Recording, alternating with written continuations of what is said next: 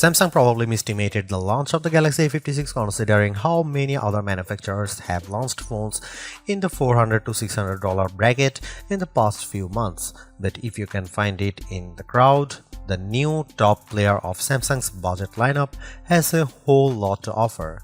As a full-sized phone with plenty of storage and attractive display, some of the AI features that set Samsung's flagship phones apart, and most importantly, a price that's remained stable since last year.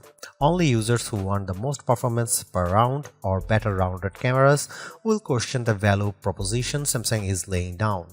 But with the new Google Pixel 9a and outgoing Pixel 8a, not to mention the Nothing Phone 3a Pro and the iPhone 16e all vying for your attention, why would you go for the Samsung made option?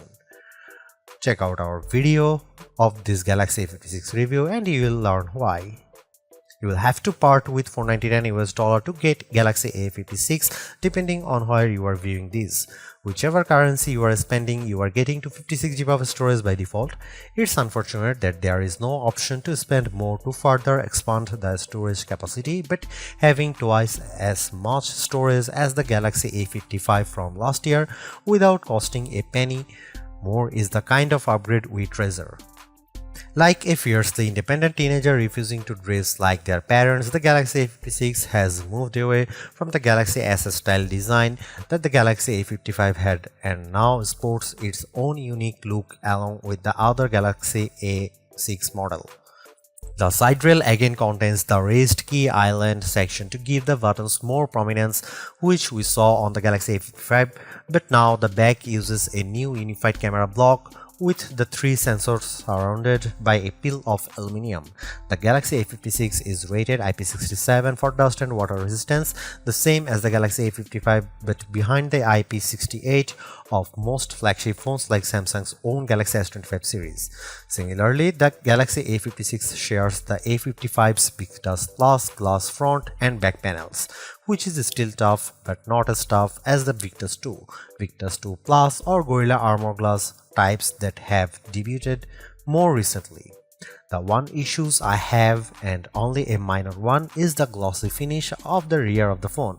Most phones use textured glass or plastic that makes it hard to notice finger marks, but not the Galaxy A56, whose back panels looks like a French door installed in a kindergarten after only few minutes of use. The color selection for the Galaxy A56 is a direct split between sensible and spunky. Graphite and light gray are available for the sensible, giving the Galaxy A56 a dignified look, while the olive and pink are there for people who want to make a statement. The Galaxy A56 sticks with a 6.7-inch Full HD display like its predecessors, albeit with the bezel slimmed down compared to the Galaxy A55. You can still tell this isn't a premium display by the remaining thickness of the screen borders, but it's bright and colorful and significantly larger than what to get on the Pixel 8a or iPhone 16e, both using 6.1-inch panel. Samsung basically imported the Galaxy A56's camera straight from the Galaxy A55. There is a 50MP main camera, a new 12MP ultra-wide and a 5MP macro camera on the back, plus an updated 12MP selfie camera on the front. The new front camera's lower res sensor than the 32MP one previous Galaxy A model's features, but one which Samsung promises offers improved low light performances as well as adds HDR video support. Here are some camera samples of Samsung Galaxy A56.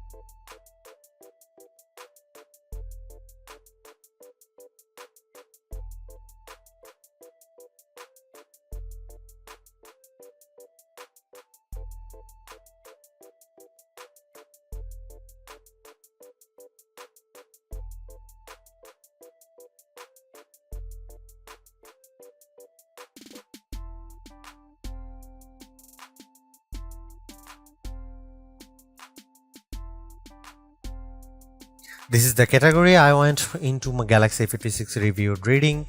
Samsung's mid-range Exynos chips haven't been impressive historically, and with an Exynos 1580 driving the A56, I wasn't expecting great results, and undoubtedly, my expectations were met. To focus on the positive first, the Galaxy A56 does better than the Galaxy A55 it's replacing and beats the Nothing Phone 3a Pro on the Geekbench CPU and 3D Mark GPU tests. But the Samsung is a long way behind the Pixel 8a and iPhone 16e, which both use flagship grade chips, and I can't fathom how slow the Galaxy A56 is at processing video, turning in the single worst result I have seen on our Adobe Premiere Rush test of turning a 4K video into a 1080p one.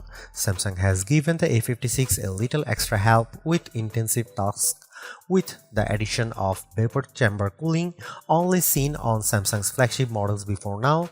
The influence of this addition was easily felt while gaming, as even when the Galaxy A56 has struggled to keep up with Genshin Impact at maximum setting and the 60 FPS frame rate setting, it didn't get that warm.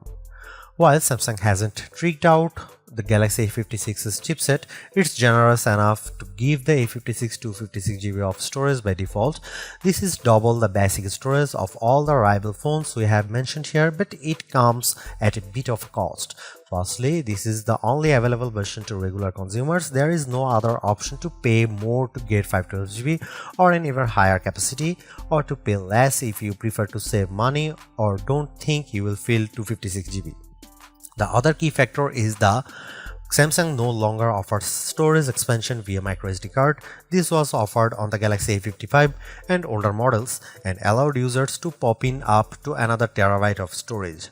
It's also a shame that the 12GB of RAM edition of the Galaxy A56 isn't being sold in Europe or North America.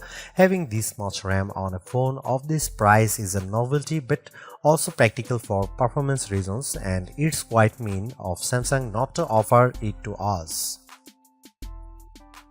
The 5000 mAh battery in the Galaxy A56 is just as large as previous generations, but Samsung has somehow managed to squeeze much more battery life out of the same capacity. Since we haven't lab tested the Galaxy A56 yet, I performed my unofficial battery test, which sees how much battery a phone loses after 3 hours of 1080p YouTube video over Wi-Fi. The Galaxy A56 only lost 14% in this test, which compared to the Pixel 8a and Galaxy A55, which lost 18% and 22% respectively, is a big improvement and a comforting sign of good battery life under more typical conditions. In a surprising move, Samsung has given the Galaxy A56 45 wired charging, only seen before on the Galaxy S25 Plus and S25 Ultra and their predecessors. It's fast for a phone of this price, although there is no brick on the box provided, and Samsung's own 45-watt charger will set you back $49 US. We'll get back to you when we have charging test results for you, but we'd expect a charger of this power to fill the Galaxy A56 to empty to full in around an hour. With the expectations of people I know to be keen gamers, I'd not hesitate to recommend the Galaxy A56's brilliant blend of power efficiency, image quality on display and via the camera, and generous selection of AI features, software support length, and default storage for anyone with their budget fixed at the mid-price range. But I don't know if it would necessarily be my first recommendation to anyone either. The best advice I can give about deciding if you want a Galaxy A56 is how happy you are with a jack of all trade phones. It can be argued that overall balance is better than excellence in a narrow category, and if that's your outlook on life, you'll get on well with the Galaxy A56.